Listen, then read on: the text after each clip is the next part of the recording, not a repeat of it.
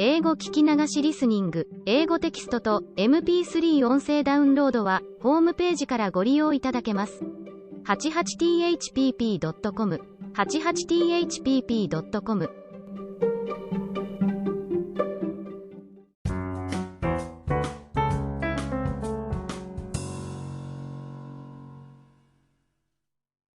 It's about my betrayal against Sister Judith at junior high. As all the people around me professed Buddhism and Shintoism, I had never been exposed to Christianity until I entered junior high school. The junior high I attended was a private Catholic convent school and most teachers were nuns. Since I had never had any contact with nuns before, they were nothing but mysterious to me. They lived together in a convent next to the school and wore a veil. They were called like Sister Catherine or Sister Patricia, although they were Japanese. Until I got used to them, I had always wondered about the small basics. Do they have an ordinary Japanese name? Do they really stay single for life? Are they bold under a veil? Yes, and no. I gradually learned the answers. I had studied English quite hard to catch up with other students who came from the same convent's elementary school that gave them a head start in English education. One teacher, called Sister Judith, happened to know that and kindly found a pen pal for me. While students mostly didn't like sisters, she was an exception. She was popular because she was friendly and beautiful. Students also respected her since she graduated from one of the most renowned universities in Japan and was the smartest sister at school. The school had the very rigid rules for uniform. If an irregular bag was spotted, it would be confiscated. I carried my personal small bag into school one day in addition to the big uniform bag, and Sister Judith caught me. She said she had to confiscate it, and I begged her not to. I promised her I wouldn't use it for school ever again. She decided to overlook my breach for once out of consideration for my emotional plea. As a stupid teenager, I was defiant to pretty much everything. I believed nothing good existed in this world. So I took my irregular bag out of my uniform bag again as soon as I passed through the school gate after school that day. I was walking toward the bus stop with the bag dangling. Someone called out my name from behind. It was Sister Judith. She didn't return to the convent as usual, and left for an errand on that particular day. She didn't confiscate my bag, though. Instead, she was crying. I trusted you and that was why I let you go. But you betrayed my trust. I'm bitterly disappointed in you, she said quietly and walked away. I felt it was much better that she yelled at me and took away my bag.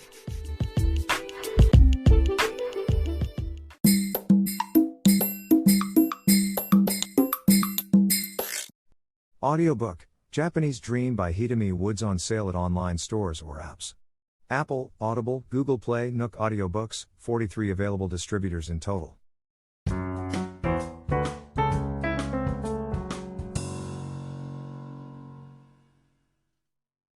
I report the true culprit of my skin trouble. From January of last year to October, I'd had terrible skin trouble on my face. I had eczema mainly on my cheeks that were itchy and peeling. The condition was too bad to be covered up with makeup and I was in a mess. Since I'd never had that kind of problem before, I couldn't figure out the cause. Eventually I attributed it to an allergy to basil pasta sauce.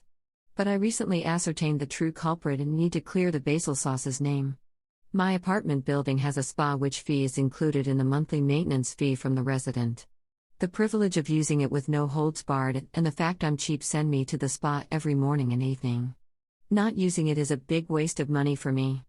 At the spa, a hot tub, a jacuzzi, a sauna and a cold water tub are regularly available.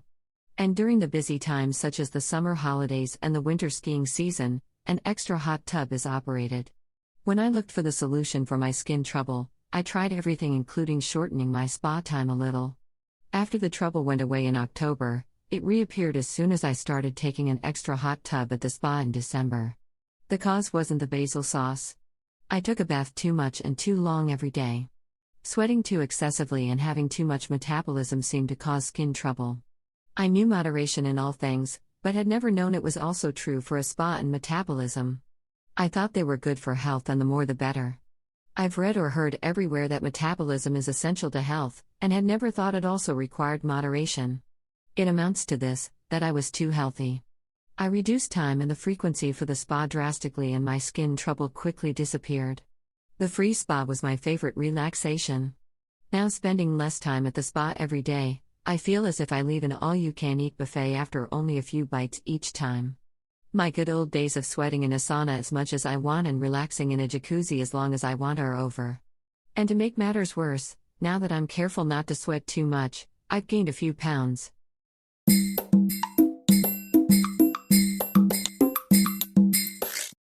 Audiobook, Japanese Dream by Hidemi Woods on sale at online stores or apps. Apple, Audible, Google Play, Nook Audiobooks, 43 available distributors in total. 英語聞き流しリスニング、英語テキストと MP3 ダウンロード、その他の物語はホームページからお聞きいただけます。88thpp.com 88thpp.com